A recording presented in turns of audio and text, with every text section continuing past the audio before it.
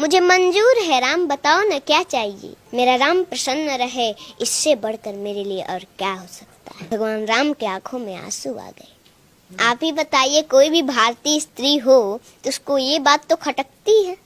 एक समय ऐसा आएगा, मेरा विवाह होगा, मैं फिर अयोध्या आऊंगा और उस समय हमारे लिए आपको 14 वर्षों का वनवास मांगना पड़ेगा।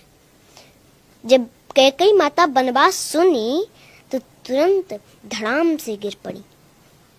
तो कैकेयी माता बोली, देखिए आप ये वीडियो देखिए। जो है, हम आपको एक कथा सुनाते हैं श्री रामचरितमानस का। भगवान राम से अगर कोई प्रेम तो सब करते हैं, लेकिन कोई सबसे ज्यादा प्रेम करने वाला है तो वो माता कैकेयी है। लोग तो समझ नहीं पाते हैं, कहते हैं कि वो तो वन में भेज दी थी, वो कैसे प्रेम करती हैं।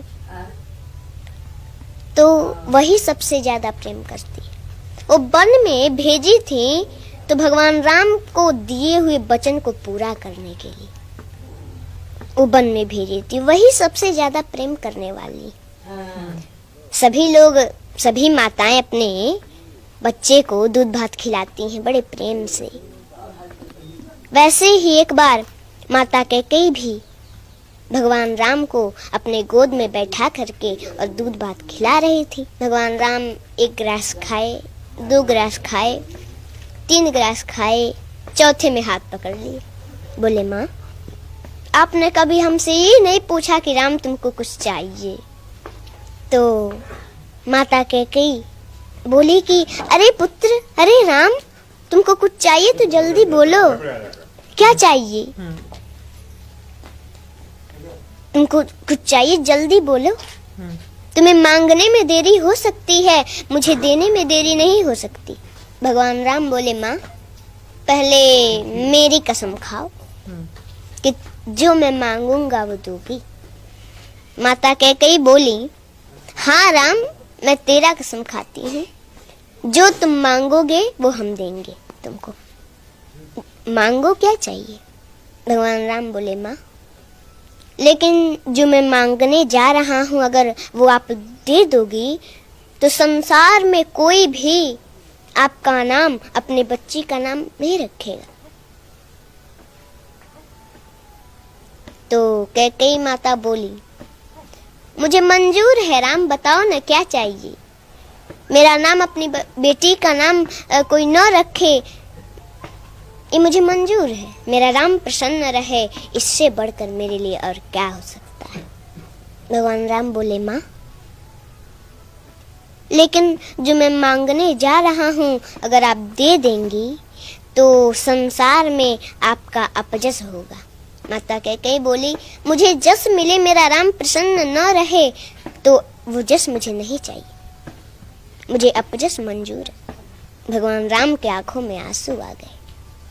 बोले, माँ लेकिन जो मैं मांगने जा रहा हूँ वो आप दे देंगी ना, तो कदाचित आपको वैधव्य जीवन भी देखना पड़ सकता है। माता कैकेयी जब ये सुनी मौन हो गई।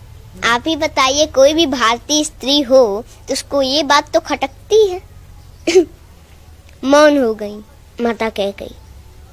थोड़ी देर मौन रही, फिर कुछ देर के बाद बोली, राम मुझे कदाचित वैधव्य जीवन ही क्यों ना देखना पड़े, वो भी मुझे मंजूर है, बताओ तुम्हें क्या चाहिए। भगवान राम बोले, माँ एक समय ऐसा आएगा, मेरा विवाह होगा, मैं फिर अयोध्या आऊंगा और उस समय हमारे लिए आपको 14 वर्षों का वनवास मांगना पड़ेगा। जब कैकेयी माता वनवास सुनी तो तुरंत धड़ाम से गिर पड़ी, जमीन पर बेहोश हो गई। भगवान राम ने जल से छींटा मारे तो कुछ देर के बाद होश आया। उठ के बैठी, थोड़ी देर मौन है, फिर बोली, राम रो रही हैं। बोली, राम देखो मुझे अपजस भी मंजूर है, मेरा नाम, अपनी बेटी का नाम संसार में कोई न रखे ये भी मंजूर है, कदाचित तो ना देखना पड़े वो भी मुझे मंजूर है, लेकिन मेरा राम मुझसे दूर रहे ये मुझे कदाचित मंजूर नहीं है राम। मैं तुम्हारे बिना 1 मिनट नहीं रह पाती। तुमने 14 वर्ष सोच भी कैसे लिया राम? ये वरदान वापस ले लो, मैं नहीं दूंगी, मैं नहीं दे सकती है वरदान। भगवान राम बोले, माँ आपको ये वरदान देना होगा क्योंकि आपने हमारी कसम खाई है, और अगर मैं बन नहीं गया तो सरभंग ऋषि की जो है मांस गल चुके हैं, बस हड्डियां बची जो कि अब सूख रही हैं। माता सेवरी, उनको हमारा दर्शन कैसे होगा माँ? उनको बन जाना पड़ेगा। उस दिन से माता कैकेयी भगवान राम से थोड़ा हट हट के रहने का प्रयास करने लगी कि वो समय आए और मेरे दिल के टुकड़े टुकड़े न हो जाएं और मैं राम को दिया हुआ वचन पूरा न कर सकूं, उसको दिया हुआ वरदान पूरा न कर सकूं तो क्या होगा? थोड़ा हट हट के रहने का प्रयास करने लगी और वो समय आया, वरदान मांगी।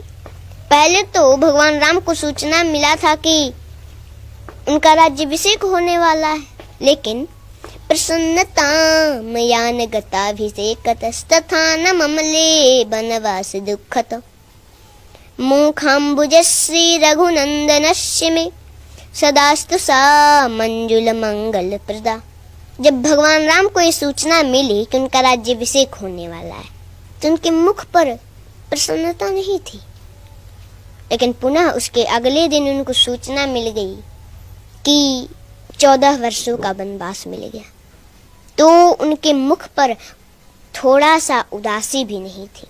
उस समय तो प्रसन्न हो रहे हैं कि अरे पिताजी ने हमको अयोध्या का राज नहीं, पिता दिनी मोहि कानन राजू, पिताजी ने मुझे अयोध्या का राज नहीं, मुझे तो जंगल का राजा बना दिया। वो तो प्रसन्न हो रहे हैं और उस समय उपदेश देते हैं कि कोई भी परिस्थिति हो उसमें प्रसन्न रहना चाहिए, हंसते रहना चाहिए। कोई प्रसन्नता की बात सुन ली, ज्यादा उसमें प्रसन्न भी नहीं होना चाहिए, और कोई दुख का बात सुन लिया तो उसमें ज्यादा दुखी भी नहीं होना चाहिए। हर परिस्थिति में एक जैसा रहना चाहिए। जी देखिए, पुत्र और माता के बीच का जो प्रेम है वो इन्होंने कितने प्यार से समझाया है।